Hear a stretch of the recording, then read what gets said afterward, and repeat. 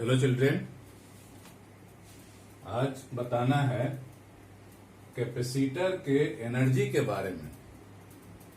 कोई कैपेसिटर में कितना एनर्जी स्टोर रहता है इसके बारे में देखना है। Energy store in A charge capacitor या कैपेसिटर। जैसे मान लेते हैं कि कोई कैपेसिटर है जिसका कैपेसिटेंस का वैल्यू C है। इसका पोटेंशियल कितना है, मान लेते हैं पोटेंशियल V है। तो इसमें चार्ज दो प्लेट है। ये है मान लेते हैं चार्ज प्लेट है, कंडक्टिंग प्लेट है, ये है कंडेंसिंग प्लेट है। इस पर हमने चार्ज दे दिया, इस पर हमने चार्ज दे दिया। ये माइनस है, ये प्लस वाला चल गया, अर्थ में चल गया। तो सबसे पहले तो हम लोग ये देखें कि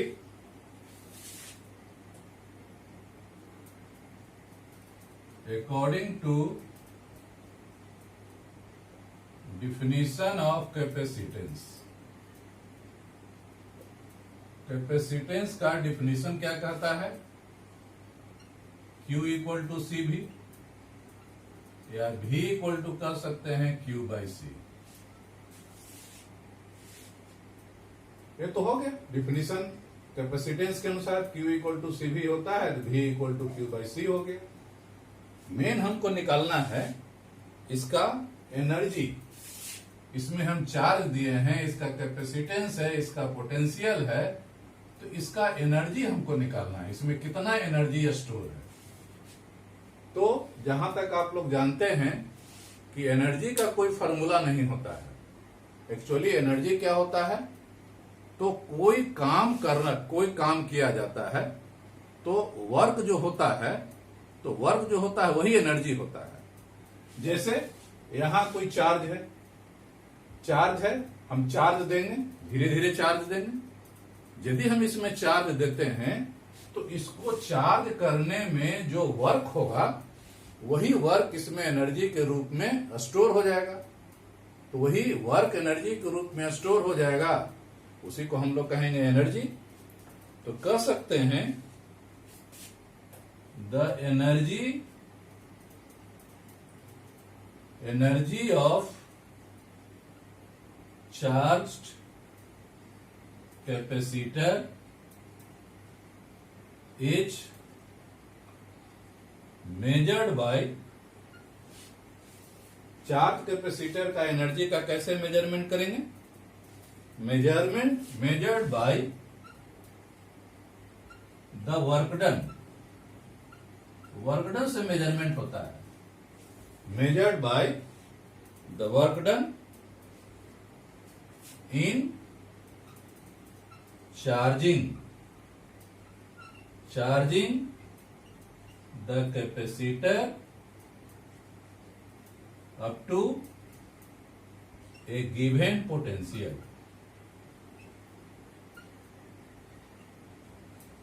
एक सर्टेन पोटेंशियल तक उस चार्ज को, उस कैपेसिटर को हम इसमें चार्ज देंगे। तो चार्ज देंगे, थोड़ा थोड़ा करके चार्ज देंगे, धीरे धीरे चार्ज देंगे। तो कहां तक पोटेंशियल ले जाना है? V पोटेंशियल तक ले जाना है। तो एक कैपेसिटर को V पोटेंशियल तक चार्ज करने में जो वर्क करना पड़ता है वही वर्क इसका एनर्जी कहलाएगा। The energy of charge capacitor is measured by the work done in charging the capacitor up to a given potential. एक सर्टेन पोटेंशियल तक कोई कैपेसिटर को चार्ज करने में जो वर्क करना पड़ेगा वही वर्क उसका एनर्जी कहलाएगा। अब इस वर्क का वैल्यू निकलेगा कैसे? तो वर्क का फॉर्मूला एक पढ़े होंगे, V equal to dW by dQ। V equal to dQ by dt, या dW इक्वल टू कह सकते हैं V into d q. V into d q. अब V का वैल्यू तो हम लोग क्या लिखे हैं, Q बाई सी लिखे हैं। ऐसा करते हैं, इसको भी हम लोग स्मॉल q ले लेते हैं।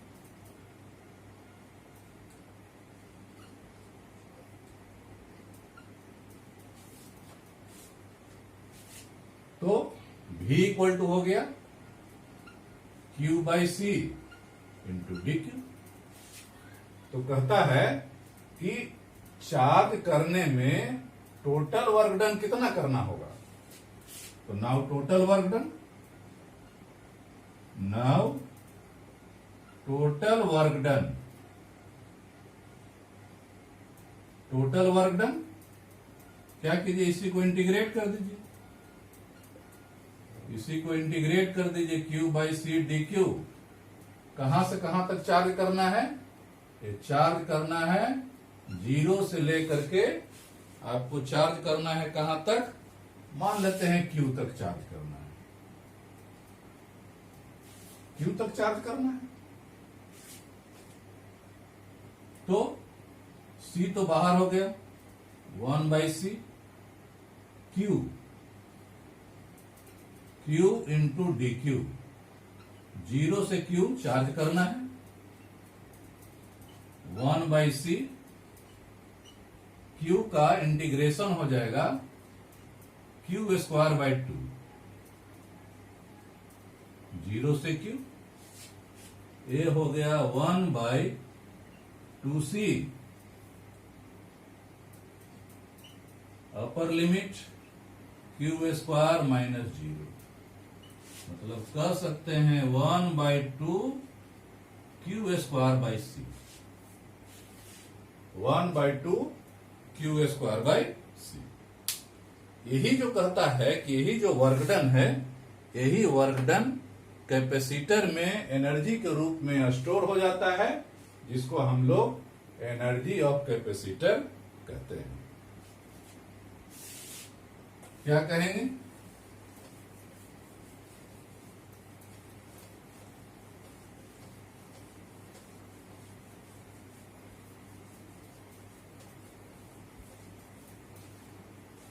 क्या कहेंगे,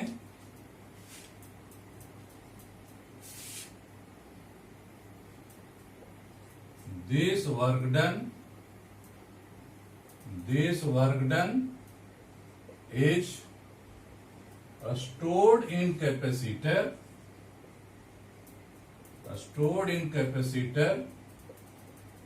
as energy, which is called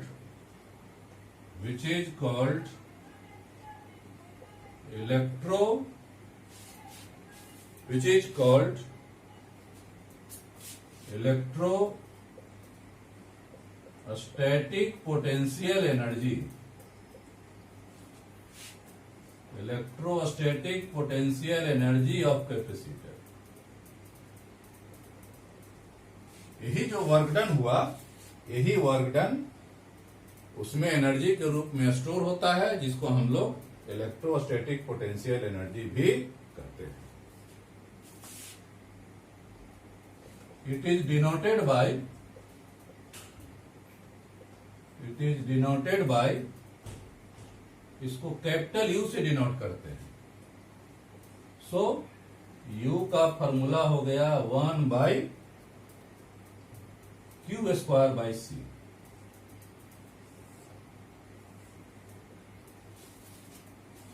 one by 2 Q square by C हो गया, एनर्जी का फॉर्मूला हो गया। अब जरा इसको और अदर फॉर्म में देखें। ये तो Q और C के फॉर्म में हो गए। अब इसको हम लोग लिख सकते हैं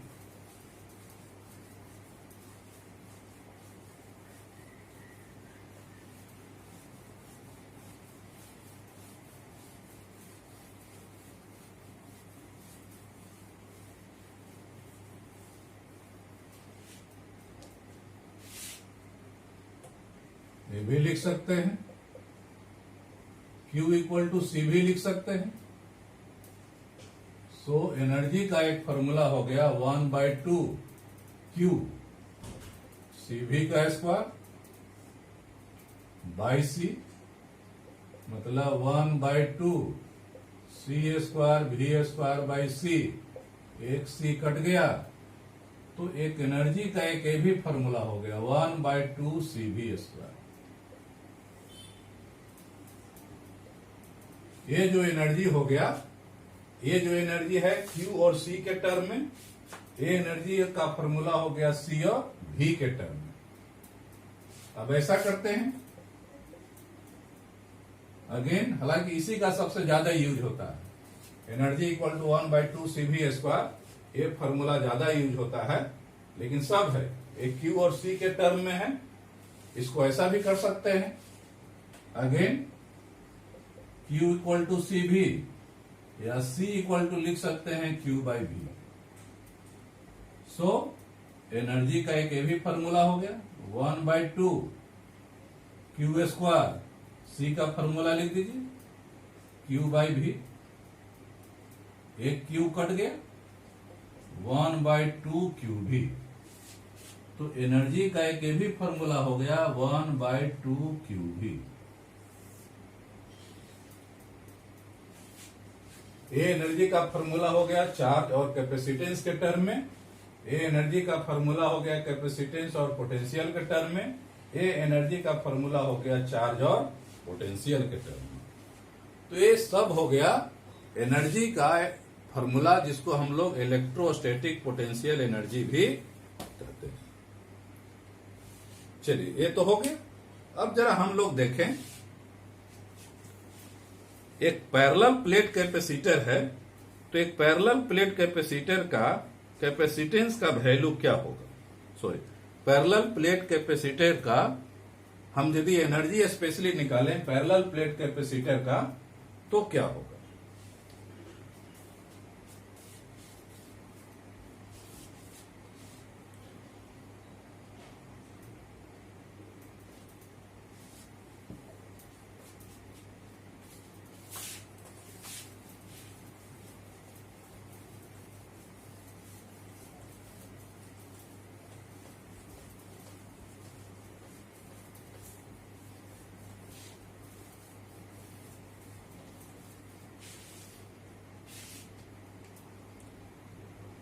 अब जरा देखें,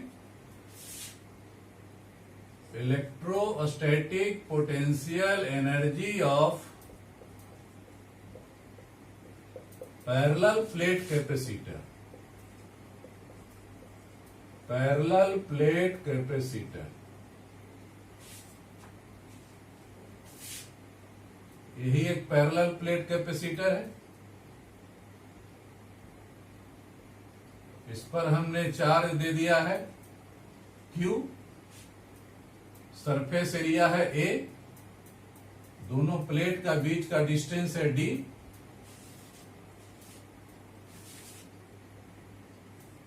इसको अर्थ कर दिए हैं।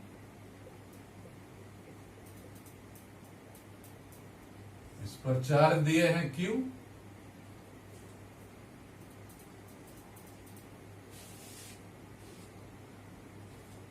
तो आप जानते हैं capacitance of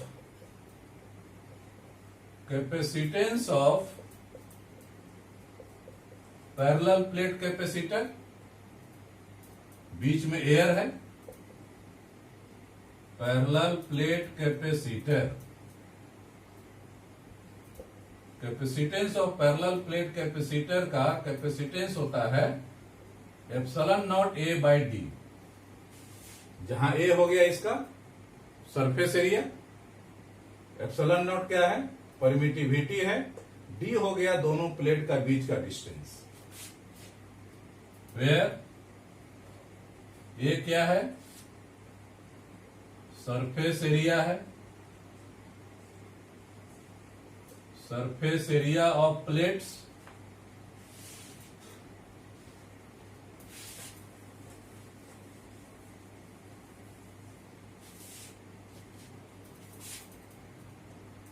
D separation between plate, separation between plates, दोनों प्लेट का बीच का डिस्टेंस, और ये जो एप्सिलॉन नॉट है इसको हम लोग कहते हैं absolute permittivity. Absolute permittivity of air या वैक्यूम की। ये तो हो गया पैरेलल प्लेट कैपेसिटर का कैपेसिटेंस। इसका मान लेते हैं सरफेस चार्ज डेंसिटी है सिग्मा।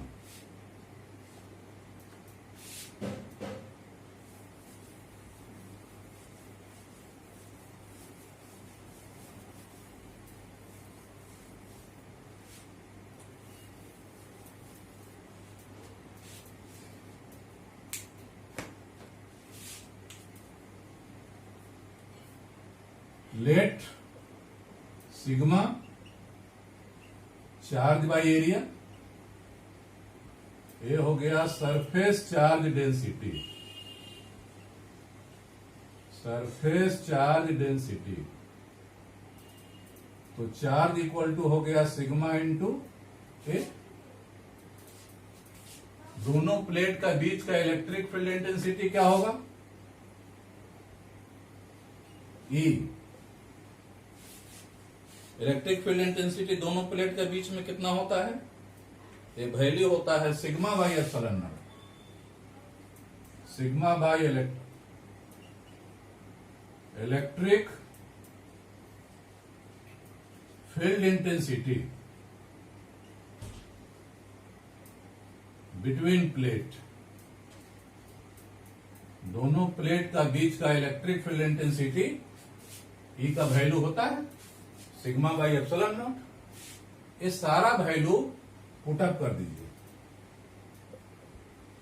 पुटिंग दिस वैल्यू तो इलेक्ट्रोस्टैटिक पोटेंशियल एनर्जी, जिसको हम लोग U से डिनोट करते हैं, अभी हम लोग निकाले थे 1/2 Q square by C।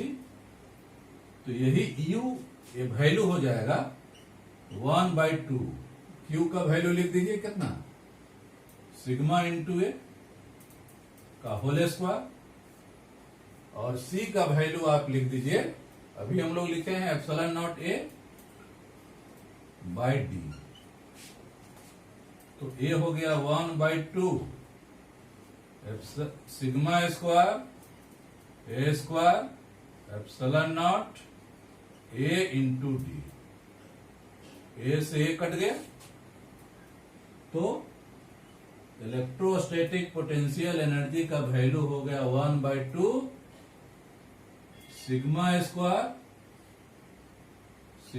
Square by epsilon nought A into D. तो energy of parallel plate capacitor का वैल्यू हो गया 1/2 सिग्मा का square by epsilon nought A by D. एक चीज और भर दीजिए, ई का भी वैल्यू भर दीजिए।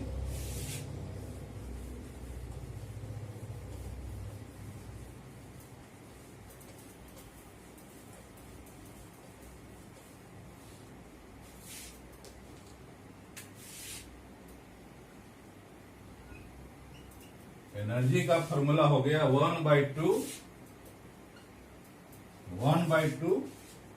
ऐसा करते हैं sigma by epsilon not.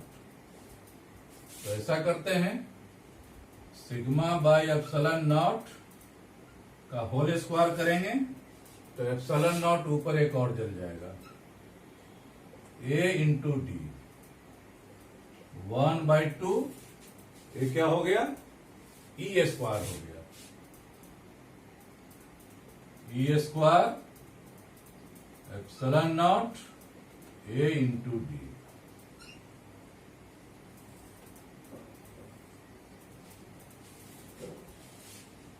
One by two E square epsilon nought A into D. ये तो हो गया पैरेलल प्लेट कैपेसिटर का इलेक्ट्रोस्टैटिक पोटेंशियल एनर्जी का वैल्यू। एक टर्म हम लोग यहां देखेंगे एनर्जी डेंसिटी क्या होगा? Energy density, total energy by volume. Energy density को स्मॉल यू से डिनोट करते हैं। एनर्जी डेंसिटी को स्मॉल यू से डिनोट करेंगे तो U इक्वल टू हो जाएगा 1/2 E square epsilon not A into D. अब वॉल्यूम क्या हो जाएगा? देखिए, वॉल्यूम सरफेस एरिया A है, दोनों प्लेट का थिकनेस है D, तो इसका वॉल्यूम हो जाएगा A into D. A into D, तो A से A कट गया, D से D कट गया, तो यही एनर्जी डेंसिटी का फॉर्मूला हो गया। एनर्जी डेंसिटी का फॉर्मूला हो गया 1/2 E square epsilon not.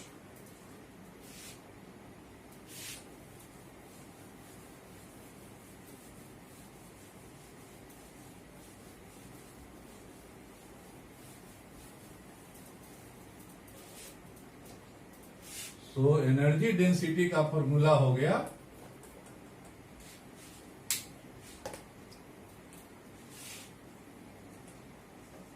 Energy density का फॉर्मूला हो गया 1/2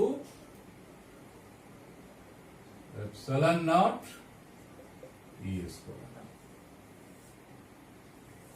एनर्जी डेंसिटी का फॉर्मूला हो गया, ये हो गया पैरेलल प्लेट कैपेसिटर का एनर्जी डेंसिटी का वैल्यू हो गया।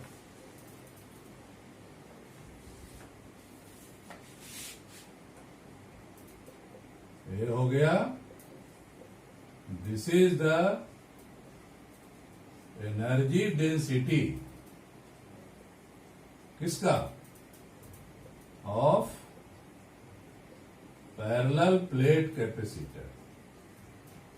ये हो गया पैरेलल प्लेट कैपेसिटर के एनर्जी डेंसिटी का फॉर्मूला हो गया 1/2 एप्सिलॉन नॉट E स्क्वायर, जहां एप्सिलॉन नॉट हो गया एब्सोल्यूट परमिटिविटी ऑफ एयर कहिए या वैक्यूम कहिए, E हो गया दोनों प्लेट के बीच का इलेक्ट्रिक फील्ड इंटेंसिटी का वैल्यू। अब जरा कुछ क्वेश्चन बचा हुआ है, एक दो क्वेश्चन बचा हुआ है जो एनर्जी से रिलेटेड है। जरा हम लोग क्वेश्चन पहले देखें, एक दो जो क्वेश्चन बचा हुआ है उसको देखिए क्या है क्वेश्चन। देखिए क्वेश्चन,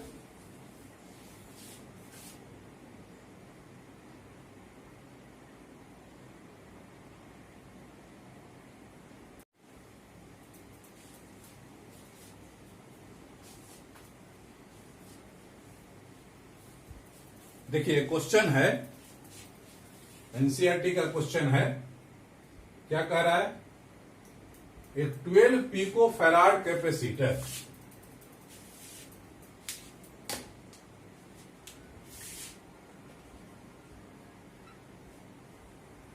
कह रहा है कि एक कैपेसिटर है, इसका कैपेसिटेंस का वैल्यू दिया हुआ है 12 पिको फैराड। 12 पिको फैराड का मतलब हो गया 12 into 10 to the power -12 farad हो गया। Is connected to a 50 volt battery. 50 volt battery से इसको जोड़ दिया गया है, मतलब यहां से यहां के बीच का पोटेंशियल डिफरेंस कितना है? V इक्वल टू है 50 वोल्ट। पोटेंशियल डिफरेंस है 50 वोल्ट। तो कह रहा how much electrostatic energy is store in the capacitor. Since electrostatic energy का फॉर्मूला होता है, इलेक्ट्रोस्टैटिक एनर्जी को हम लोग कैपिटल यू से डिनोट करते हैं, इसका फॉर्मूला होता है ½ CV²। तो फॉर्मूला बैठा दीजिए, 1/2 C का वैल्यू हो गया 12 into 10 to the power -12 V square. V square मतलब हो गया 50 इंटू 50 कितना हो गया 6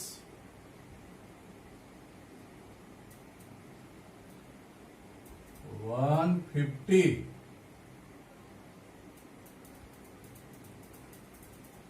10 टू द पावर -12 यूनिट तो वही जूल होगा, तो लिख सकते हैं 1.5 into 10 to the power -8 joule.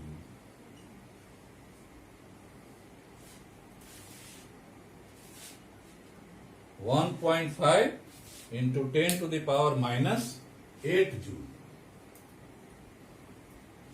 चलिए हो गया, कुछ नहीं है इसमें। कैपेसिटेंस का वैल्यू दिया हुआ है 12 picofarad, connected to a 50 volt battery. 50 volt battery से कनेक्शन किया हुआ है। हाउ मच इलेक्ट्रोस्टैटिक एनर्जी, तो एनर्जी का हम लोग फॉर्मूला लिख करके डायरेक्ट वैल्यू बैठा करके लिख दिए। अब चलिए इससे रिलेटेड एक और क्वेश्चन जरा बनाइए।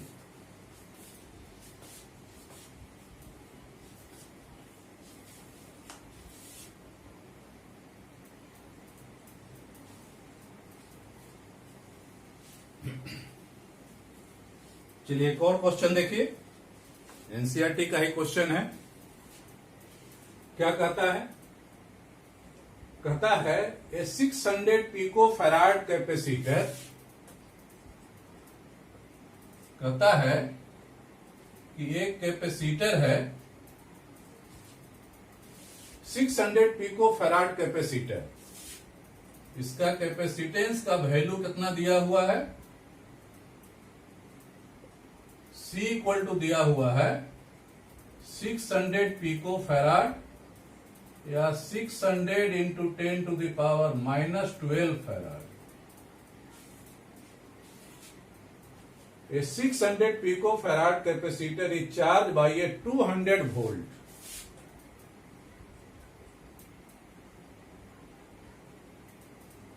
कितना वोल्ट है इसका? पोटेंशियल डिफरेंस है 200 volt. Supply, then it is disconnected from the supply. फिर क्या किया गया है? इस कनेक्शन इसका हटा दिया गया है। मान लेते हैं इसका कनेक्शन हटा दिया गया, मतलब चार्ज अब नहीं किया गया, चार्ज जो स्टोर होगा सो होगा। Then it is disconnected from the supply and is connected to another. यह जो है अब इसको क्या किया गया है? कनेक्शन हटा दिया गया, अब एक दूसरा एक कैपेसिटर से जोड़ दिया गया। दूसरा कैपेसिटर से जोड़ दिया गया। पहला था C, कितना था? 600 pico farad. Then it is disconnected from the supply, supply से डिस्कनेक्ट कर दिया गया and is connected to another uncharged. एक दूसरा कैपेसिटर से इसको जोड़ दिया गया। ये भी है 600 pico farad capacitor, another uncharged 600 pico farad capacitor. तो कहता है कि how much electrostatic energy is lost in this process. यहां से यहां आने में, मतलब यह जो चार्ज सप्लाई से हटा दिया गया, एक दूसरा कैपेसिटर जोड़ दिया गया, तो इस प्रोसेस में कितना एनर्जी लॉस कर जाएगा? How much electrostatic energy is lost, कितना एनर्जी लॉस कर जाएगा इन दिस प्रोसेस। इस प्रोसेस में कितना एनर्जी लॉस कर जाएगा ये निकालना है। यदि आपको यहां का एनर्जी मान लेते हैं U1 है, ये निकाल लीजिए। इसका एनर्जी मान लेते हैं कि U2 है, ये निकाल लीजिए। तो लॉस्ट कितना हो जाएगा? लॉस्ट एनर्जी लॉस्ट क्या हो जाएगा? How much electrostatic energy lost. तो एनर्जी लॉस्ट आप कह सकते हैं U1 माइनस U2। इसी का वैल्यू निकालना है, इसी का वैल्यू निकालना है। तो क्या करें? पहले इसका एनर्जी आप निकाल दीजिए। सिंस कहता है ए एनर्जी का फॉर्मूला आप जानते हैं, U1 equal to half CV square.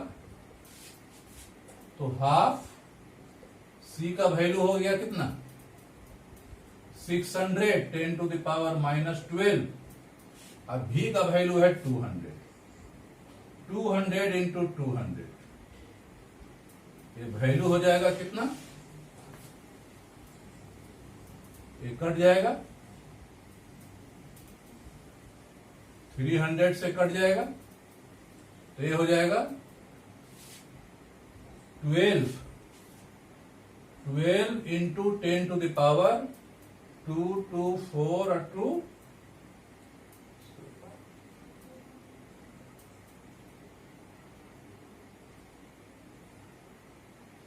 12 10 to the power 6 into 10 to the power -12, मतलब 12 into 10 to the power -6 joule.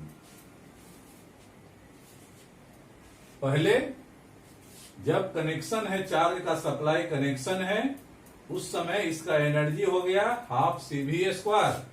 C का वैल्यू भर दिए 600 into 10 to the power -12, V का वैल्यू दिया हुआ है 200 वोल्ट है, तो 200 इंटू 200, तो ये वैल्यू हो गया 12 into 10 to the power 6 into 10 to the power -12, हो गया 12 into 10 to the power -6 joule हो गया। अब जरा इधर देखिए, U1 का वैल्यू तो निकल गया, U2 का वैल्यू देखिए, तो कहता है then it is disconnected from the supply. Supply से डिस्कनेक्ट कर दिया गया। जब सप्लाई से हम डिस्कनेक्ट कर दिए, इसका मतलब हुआ कि ये जो पहले वाला जो चार्ज है वही चार्ज रह जाएगा यहां, क्योंकि सप्लाई से डिस्कनेक्ट कर दिया गया। जब सप्लाई से हम डिस्कनेक्ट कर दिए हैं तो ये चार्ज हो जाएगा यहां जो चार्ज। अब दोनों में, क्योंकि दोनों का कैपेसिटेंस का वैल्यू बराबर है, दोनों का कैपेसिटेंस का वैल्यू बराबर है, तो अब इसमें चार्ज आ जाएगा, आप कह सकते हैं Q dash equal to Q by T, Q by 2, और इसमें भी चार्ज बच जाएगा, इसमें भी चार्ज चल जाएगा Q बाई 2। चार्ज चल गया Q बाई 2। कैपेसिटेंस कितना है, देखिए कैपेसिटेंस अब कितना है 600 पिको फैराड। तो ये जो कैपेसिटेंस है, तो कैपेसिटेंस तो इतना ही है, कैपेसिटेंस तो फिक्स्ड है, चार्ज घट गया। तो कह सकते हैं सिंस चूंकि अब ये डिस्कनेक्ट कर दिया गया है तो चार्ज उतना ही है, तो चार्ज घटेगा, कैपेसिटेंस का वैल्यू बराबर सेम है, तो चार्ज घटेगा तो पोटेंशियल भी घट जाएगा। मान लेते हैं कि अब इसका पोटेंशियल डिफरेंस कितना है, V डैश है। अब इसका मान लेते हैं पोटेंशियल डिफरेंस क्या है, V डैश है। तो आप कह सकते हैं Q dash equal to C into V dash.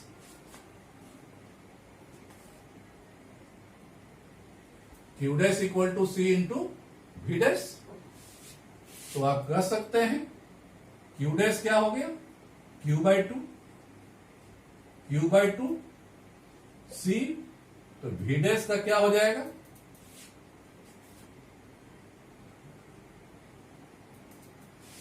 यहां जब चार्ज था पहले कितना था, since Q equal to CV था, Q इक्वल टू CV, तो आप निकाल दीजिए। सो Q इक्वल टू हम लिख दें CV by 2 into CV dash. तो C से C कट गया, तो V डैश का वैल्यू हो गया अब V बाई 2 हो गया। मतलब जब आप डिस्कनेक्ट कर दिए हैं, जब किसी सप्लाई से डिस्कनेक्ट कर दिए हैं, तो डिस्कनेक्ट कैपेसिटेंस तो वही रह गया, चार्ज का वैल्यू हाफ हो गया, और चार्ज का वैल्यू हाफ हो गया तो ये पोटेंशियल डिफरेंस भी हाफ हो गया। तो आपका सारा चीज, चार्ज पता है, कैपेसिटेंस पता है, पोटेंशियल पता है, सारा चीज पता है, तो इसका हम एनर्जी निकाल देंगे। इस केस में एनर्जी निकाल देंगे और एनर्जी निकाल करके लॉस्ट ऑफ एनर्जी का वैल्यू हम निकाल लेंगे। एनर्जी कैसे निकलेगा?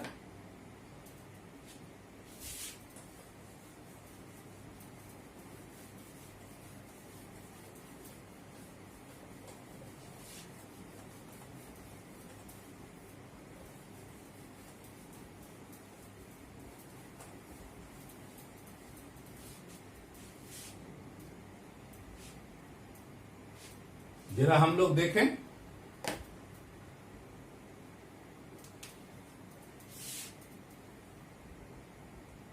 पहले तो अब कैपेसिटेंस हो गया, इक्विवेलेंट कैपेसिटेंस कितना हो गया, पैरेलल है। हियर इक्विवेलेंट कैपेसिटेंस का वैल्यू हो जाएगा, कैपेसिटेंस इक्विवेलेंट कैपेसिटेंस हो गया, ये पैरेलल है तो पैरेलल में जुट जाता है। C प्लस C 600 प्लस 600 ये हो गया 1200 पिको फैराड या 1200 into 10 to the power -12 farad हो गई। Now energy of the capacitor, energy of the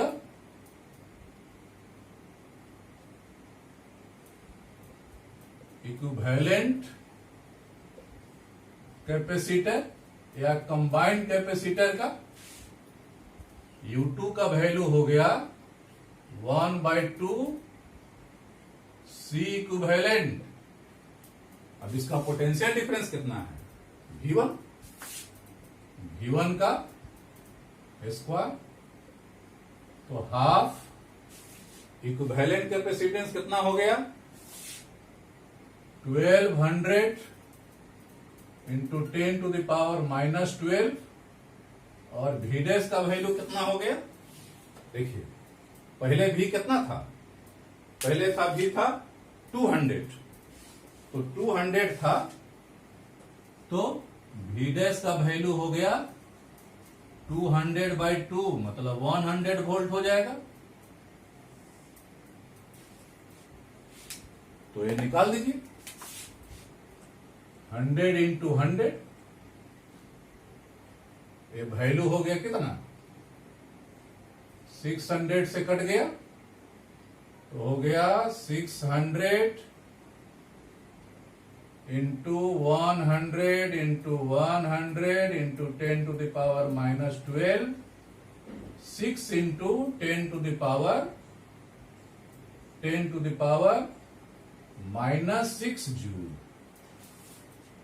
अब एनर्जी का वैल्यू हो गया 6 into 10 to the power -6 joule. तो एनर्जी लॉस्ट अब निकाल ले। नाउ एनर्जी लॉस्ट कितना हो जाएगा, एनर्जी लॉस्ट का वैल्यू हो जाएगा U1 minus U2। Energy lost का वैल्यू हो गया U1 minus U2। Energy lost हम लिख सकते हैं delta U, U1 minus U2। U1 का वैल्यू आया था 12 into 10 to the power -6, U2 का वैल्यू आया 6 इंटू 10 टू द पावर -6, तो यही हो गया 6 into 10 to the power -6 joule.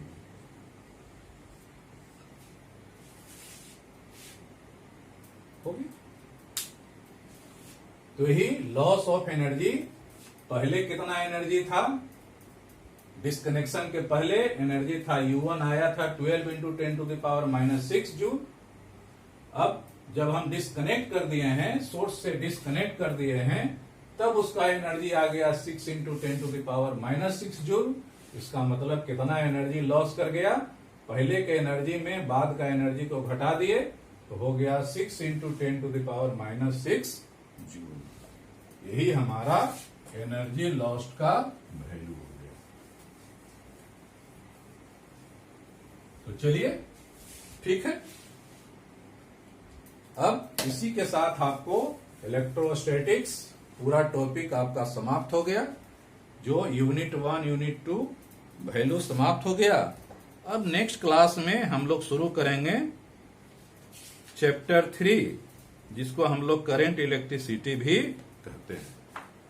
तो नेक्स्ट जो आपका वीडियो जाएगा, नेक्स्ट जो क्लास होगा आपका करंट इलेक्ट्रिसिटी का।